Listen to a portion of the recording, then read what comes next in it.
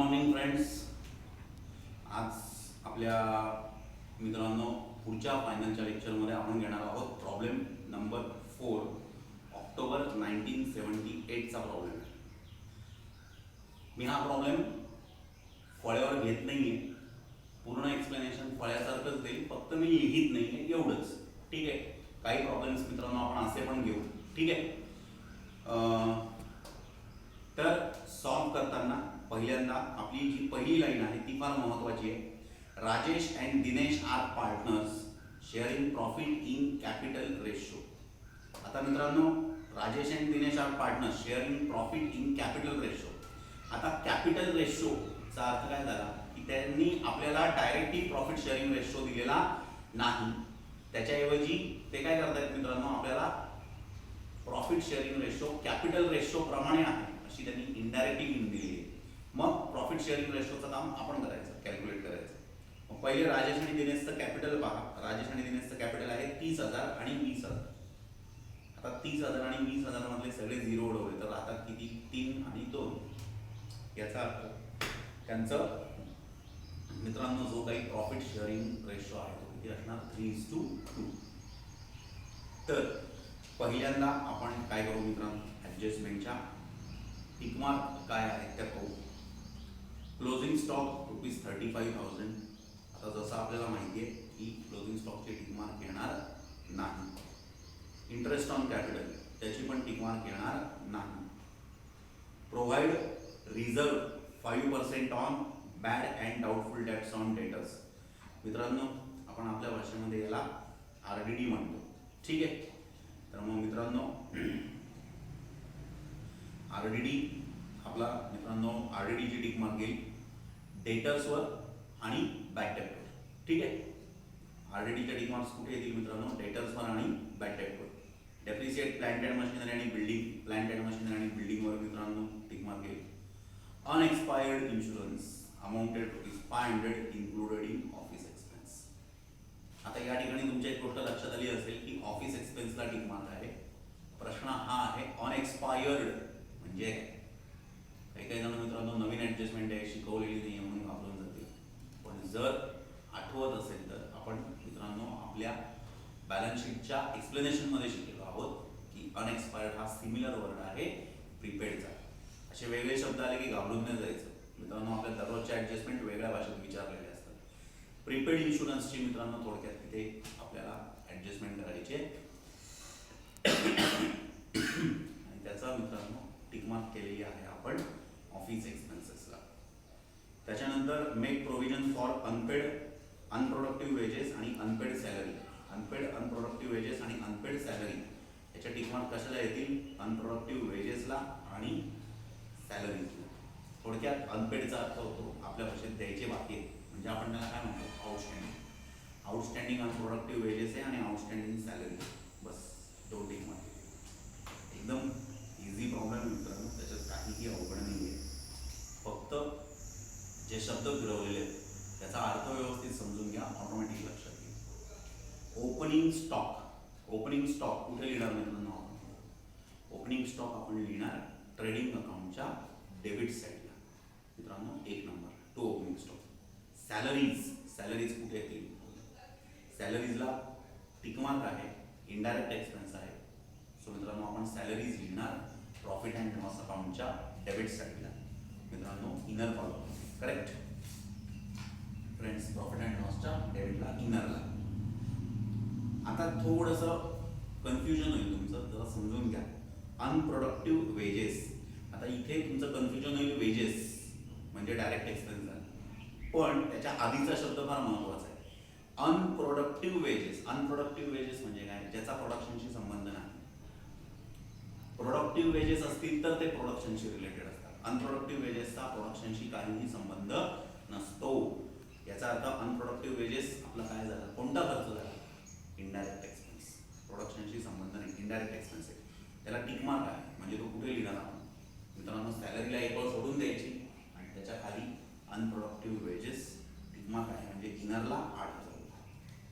त्याच्यानंतर मित्रांनो आहे railway freight charges etcetera paid on purchases. Railway freight म्हणजे काय, ट्रान्सपोर्ट चार्जेस, आपल्या भाषेत कॅरेज. पेड ऑन परचेसेस, तुम्ही परचेससाठी मित्रांनो रेल्वे फ्रेट म्हणजेच कॅरेज पेड केले. म्हणजे हे आपण आपल्या भाषेत काय म्हणतो, it is carriage paid on purchases म्हणजे इनवर्ड परचेसशी रिलेटेड खर्च आहे. हा आपला कोणता एक्सपेन्स झाला म्हणजे डायरेक्ट एक्सपेन्स. सो ट्रेडिंगला पहिले मित्रांनो 2-3 लाईन ओपनिंग स्टॉक आणि परचेससाठी सोडून द्या आणि त्याच्यानंतर लिहा to railway freight paid on purchases. किती?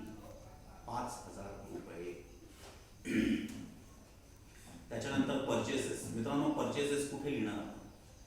परचेसेस आपण ट्रेडिंग अकाउंटच्या डेबिटला सेकंड लाईन मध्ये लिहिणार. पण मित्रांनो परचेस इनरला लिहायचे का आउटरला लिहायचे, इथे आपलं कन्फ्युजन. त्याच्यासाठी आपल्याला काय करावं लागेल, ऑपोजिट साईडला चेक करा मित्रांनो रिटर्न आहेत का. हो, ऑपोजिट साईडला रिटर्न आहेत. मित्रांनो आपण परचेसेस कुठे लिहिणार मित्रांनो, इनर कॉलममध्ये. परचेस इनरला 1,20,000 मायनस रिटर्न, ऑपोजिट साईडचे रिटर्न किती आहेत 1,500.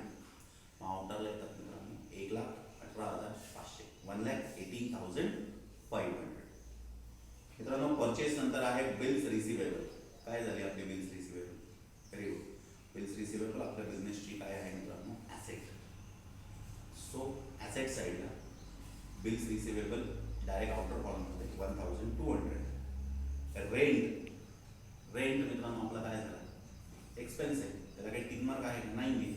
मग रेंट मित्रांनो डायरेक्टली कुठे येईल मित्रांनो, प्रॉफिट अँड लॉसच्या डेबिटला आउटर कॉलममध्ये रेंट. याच्यानंतर मित्रांनो आहे बॅड डेट 300 रुपीज. आता बॅड डेटला टिक मार्क आहे मित्रांनो. सो तुम्ही लिहिताना कसं लिहा, बॅड डेट टिक मार्क म्हणजे पूर्ण format, add new bad debt, add new RDD minus old RDD, minus old RDD. Bad debt किती आहेत मित्रांनो आपले 300 रुपीज. परत प्लांट अँड मशिनरी आपल्या बिझनेसची काय झाली मित्रांनो, plant and machinery asset. So ॲसेटला त्याला टिक मार्क आहे. प्लांट अँड मशिनरी इनरला किती रुपये मित्रांनो, 20,000 रुपये. Travelling expense, indirect expense profit and लॉसला. रिपेअर्स टू प्लांट आपण त्याला रिपेअर्स अँड मेंटेनन्स म्हणतो, हे सुद्धा काय झाले इनडायरेक्ट एक्सपेन्स. कुठे लिहिणार मित्रांनो, प्रॉफिट अँड लॉसला. Cash at bank asset without adjustment कुठे येतील मित्रांनो, आउटरला. बिल्डिंग मित्रांनो बिल्डिंगवर टिक मार्क आहे, डेप्रिसिएशनची ॲडजस्टमेंट. बिल्डिंग आपली काय झाली ॲसेट. सो कॅशच्या खाली बिल्डिंग टिक मार्क आहे म्हणजे इनरला 50,000. रिटर्न इनवर्ड हे कोणते रिटर्न असतील my dear friends, sales return. So मित्रांनो सेल्स येईल तेव्हा येईल, सध्या रिटर्न लिहून घेऊ. कुठे लिहिणार आपण, ट्रेडिंगच्या क्रेडिटला. बाय सेल्स मायनस रिटर्न किती 1,000 रुपये. आता डेटर्स आपल्या बिझनेसची काय झाली ॲसेट, टिक मार्क आहे. सो इनरला 35,000. ऑफिस एक्सपेन्स आपल्या बिझनेसचा मित्रांनो कोणता एक्सपेन्स आहे, it's and indirect expense. So मित्रांनो प्रॉफिट अँड लॉसच्या डेबिटला तो ऑफिस एक्सपेन्स, पण याला टिक मार्क आहे. सो इनरला येतील 5,000 रुपये. याच्यानंतर ड्रॉइंग मित्रांनो राजेश आणि दिनेश दोघांचं ड्रॉइंग आहे. दोघांचं ड्रॉइंग आपण कॅपिटलमधनं काय करतो मित्रांनो, minus. So capital underline Rajesh minus drawing. राजेशचं ड्रॉइंग येईल 4,000. 3-4 ओळी सोडून दिनेशचं ड्रॉइंग येईल मायनस ड्रॉइंग 2,500. आता मित्रांनो क्रेडिट साईड सेल्सची अमाऊंट किती आहे मित्रांनो, 2,53,000. बरोबर. कुठे येणार, ट्रेडिंगच्या क्रेडिटला. बाय सेल्स इनरला 2,53,000 मायनस रिटर्न मित्रांनो सेल्स रिटर्न 1,000 रुपये आपण मागाशी लिहिलेले, मायनस करून आउटरला 2,52,000. याच्यानंतर आहे रिझर्व फॉर बॅड डेट. हे आपण आपल्या भाषेत याला RDD म्हणतो. हा कोणता RDD असेल, it is given in trial balance. So हा आपला मित्रांनो कोणता RDD, ओल्ड RDD. ठीक आहे 1,000. क्रेडिटर्स आपल्या बिझनेसची काय झाली मित्रांनो, लायबिलिटी विदाउट ॲडजस्टमेंट. कॅपिटलला 3-4 ओळी सोडून मग या creditors 32,600. Return outward purchase return असतं ऑलरेडी आपले लिहून झालेले. मग आता राजेश आणि दिनेश कॅपिटल 30,000 20,000 त्यांच्या नावासमोर लिहून टाकायचे. ठीक आहे. Maharashtra bank loan liability mark नाही आहे. सो मित्रांनो तुम्ही जे क्रेडिटर्स लिहिलेले आहेत त्याच्या खालच्या लाईनमध्ये महाराष्ट्र बँक लोन 54,000 लिहू शकतो. आता याच्यानंतर मित्रांनो आपल्या ॲडजस्टमेंट आहेत. ॲडजस्टमेंट अगदी आपलं रेग्युलर आहे, फक्त व्यवस्थित लक्ष द्या. क्लोजिंग स्टॉक 2 इफेक्ट मित्रांनो. नंबर 1 ट्रेडिंगच्या क्रेडिटला शेवटून 4 लाईन सोडून बाय क्लोजिंग स्टॉक. दुसरा इफेक्ट आपली ॲसेट आहे, सो ॲसेटमध्ये closing stock 35,000. Interest on capital 5% per annum. Interest on capital किती आहे मित्रांनो आपलं 5% पर ॲनम. मग तुम्हीच सांगा आता की इंटरेस्ट ऑन कॅपिटल आपल्या बिझनेसचा काय आहे. Very good. Interest on capital आपल्या बिझनेसचा एक्सपेन्स आहे, बरोबर. कोणता एक्सपेन्स आहे? इट्स अन इनडायरेक्ट एक्सपेन्स, बरोबर ना. कारण बिझनेसला कॅपिटलवर इंटरेस्ट द्यावा लागतो, खर्च आहे. मित्रांनो पहिला इफेक्ट पुढे येईल. प्रॉफिट अँड लॉसच्या डेबिटला मित्रांनो to interest on capital underline आपल्याकडे किती कॅपिटल आहे? 2 कॅपिटल आहेत, एक राजेश आणि दुसरं दिनेश. मग मित्रांनो इंटरेस्ट ऑन कॅपिटल अंडरलाईन 2 पार्टनर्सची नावं राजेश आणि दिनेश. किती पर्सेंट आहेत दोघांचे? 30,000 20,000.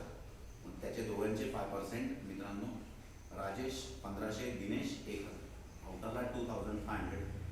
हा झाला पहिला इफेक्ट. तर द्यायचे बाकी आहे ते दोघांचे इंटरेस्ट ऑन कॅपिटल आपण काय करणार मित्रांनो? पार्टनर कॅपिटलमध्ये ॲड. ज्याचं कॅपिटल ज्याचं त्याचं इंटरेस्ट ॲड करायचं. पुढे provide 5% reserve for bad and doubtful debt. आपल्या भाषेत आपण याला RDD म्हणतो. त्यामुळे मित्रांनो 5% RDD ऑन डेटर्स. डेटर्स किती आहेत आपल्या मित्रांनो? तुम्ही जर का बघितलं तर डेटर्स आपले मित्रांनो 35,000 आहेत, करेक्ट. त्या डेटर्समधून मित्रांनो मायनस RDD 35,000चे 5% 1,750. पहिला इफेक्ट ॲसेट साईडला मायनस RDD 1,750.